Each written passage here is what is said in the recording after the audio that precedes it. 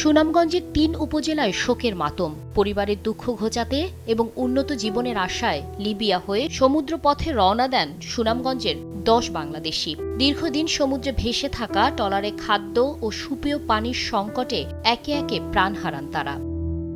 Libya থেকে গ্রিসে যেতে জনপ্রতি ১২ লাখ টাকায় অলিখিত চুক্তি হয় মানব পাচারকারী মুজিবুর রহমানের সঙ্গে।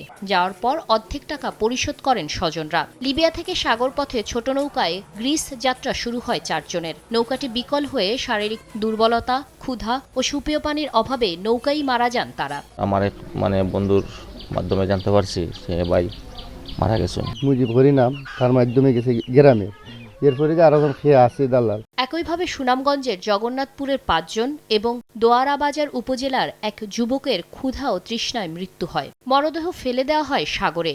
দোষীদের দৃষ্টান্তমূলক শাস্তির দাবি স্বজনদের।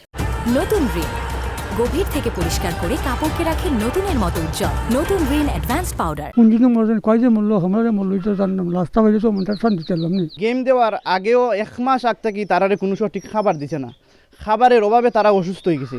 এ নিয়ে পররাষ্ট্র মন্ত্রণালয়ে কথা বলেন প্রতিমন্ত্রী। বলেন, উদ্ধার হওয়া জীবিত নাগরিকদের তথ্য সংগ্রহ করে সার্বক্ষণিক যোগাযোগ রাখছে বাংলাদেশ মিশন। চেষ্টা চলছে গ্রিস সরকারের সহায়তায় তাদের দেশে ফিরিয়ে আনার। বাংলাদেশি আমাদের যারা ওখানে তারা জীবনটা বেঁচে গেছে তাদের অবস্থা কি, তারা ক্যাম্পে কি অবস্থা আছে, তাদের আইডেন্টিফিকেশনটা আমাদের দরকার। নেক্সট স্টেপ হচ্ছে তাদেরকে ফিরিয়ে আনার। আমাদের অ্যাথেন্সে দূতাবাস আছে, তারা কাজ করছে এবং লিবিয়ার দূতাবাসও এখানে সচেষ্ট আছে। পাচারকারীদের খুঁজে বের করে শাস্তির আওতায় আনার চেষ্টা করছে সরকার বলেও জানান পররাষ্ট্র প্রতিমন্ত্রী। এই স্মাগলাররা তাদের একটা দৃষ্টান্তমূলক শাস্তি এখানে হওয়া উচিত। শাতিলা শারমিন, সময় সংবাদ, ঢাকা।